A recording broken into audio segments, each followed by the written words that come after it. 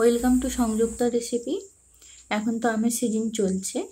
কদিন আগে আমি আমের এই আচারটা বানিয়েছিলাম। এটা আমের টক ঝাল মিষ্টি আচার, সেটাই আজ আপনাদের সাথে শেয়ার করব। আমি প্রথমে এখানে কাঁচা আম নিয়েছি। এখানে 1.5 কিলোর মতো আম আছে। আমগুলোকে প্রথমে আমি জল দিয়ে ভালো করে ধুয়ে নিচ্ছি। যে কোনো আচার বানানোর সময় যদি আমগুলোকে ভালো করে ধুয়ে তারপর জলটা শুকিয়ে কেটে আচার বানানো হয়, তাহলে কিন্তু সেই আচার অনেক দিন পর্যন্ত ভালো থাকে।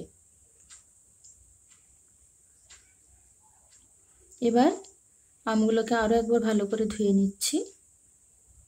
এবার জল ঝরে যাওয়ার জন্য আমি আমটাকে কিছু সময়ের জন্য রেখে দেব। কিছু সময়ের পর আমের গায়ে এখনো জল লেগে আছে, তাই একটা পরিষ্কার কাপড় দিয়ে আমি জলটা মুছে নিচ্ছি।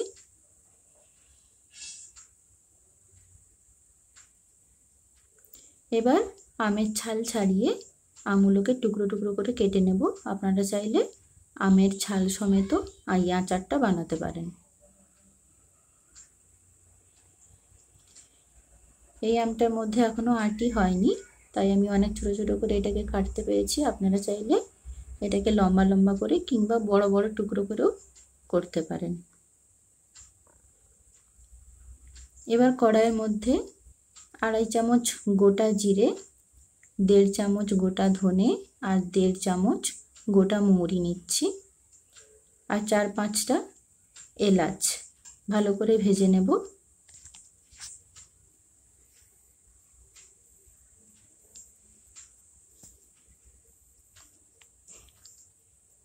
এগুলোকে ভেজে নিয়েছি। এবার একটা অন্য পাত্রে ঢেলে নেব। এবার লঙ্কা, কতগুলো লঙ্কা দিয়েছি, শুকনো লঙ্কা, এগুলোকেও আমি ভালো করে ভেজে নেব। আপনারা যেরকম ঝাল পছন্দ করেন সেরকম এখানে লঙ্কা দিতে পারেন। সবগুলোকে এখানে আমি গুঁড়ো করে নেব, আগের মশলাগুলোর এগুলো সবগুলো। এবার তেলের মধ্যে গোটা শুকনো লঙ্কা, তেজপাতা আর 5 ফোড়ন দিলাম। ফোড়নটা ভালো করে ভাজা হয়ে গেলে এর মধ্যে আমি টুকরো করে রাখা আমগুলোকে দিয়ে দিচ্ছি। এবার ফোড়নের সঙ্গে ভালো করে এটাকে মিশিয়ে নিচ্ছি।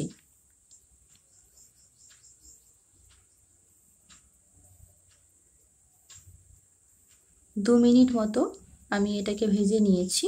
তারপর এর মধ্যে পরিমাণ মতো লবণ আর হলুদ গুঁড়ো দিয়ে দিলাম। আবারও সব কিছুকে মশলার সাথে ভালো করে মিশিয়ে নিচ্ছি।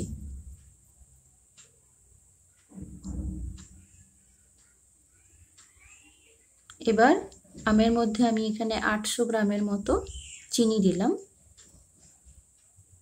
আপনারা আপনাদের পছন্দ অনুযায়ী চিনি দিতে পারেন, যতটা মিষ্টি খাবেন ততটা চিনি দিতে পারেন। বেশি চিনি হলে কোনো অসুবিধে নেই, কিন্তু কম চিনি হলে আচারটা একটু বেশি টক হয়ে যাবে। আর আমি এখানে যে আমগুলো ব্যবহার করেছি এগুলো কিন্তু খুব তীব্র টক নয়। প্রথমে গ্যাসের ফ্লেমটা আমি হাইতে করে দিয়েছিলাম, তারপর চিনিটা গলে যেতে এখানে লো করে দিয়েছি। আর যে মশলাটা বানিয়েছিলাম আপনাদের দেখালাম, একদম মিহি গুঁড়ো নয়, একটু দানা দানা ভাব থাকবে। চিনিটা গলে গিয়ে কেমন জল হয়ে গেছে দেখুন।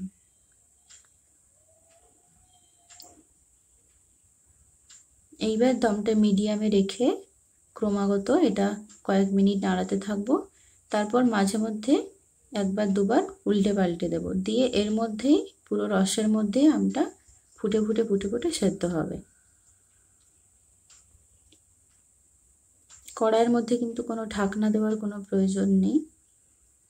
দেখুন রসটা কমে গেছে, কতটা ঘন হয়ে গেছে একদম। একটু এখনো রস আছে, কিন্তু এই সময় গ্যাসের ফ্লেম বন্ধ করে দিতে হবে, কারণ এরকম অবস্থায় না বন্ধ করে দিলে গ্যাসের ফ্লেম পরে কিন্তু এটা কমে যাবে, কমে গিয়ে শক্ত হয়ে যাবে, তখন আর জারের মধ্যে ভরা যাবে না। এবার যে ভাজা মশলাটা করে রেখেছিলাম সেটা আমি এর মধ্যে দিয়ে ভালো করে মিশিয়ে নিচ্ছি।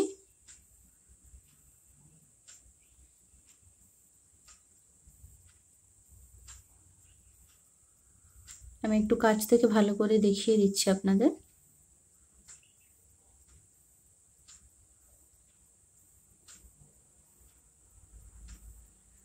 এখনো এই পরিমাণ একটু রস আছে, এটা কিন্তু ঠান্ডা হলে বসে যাবে।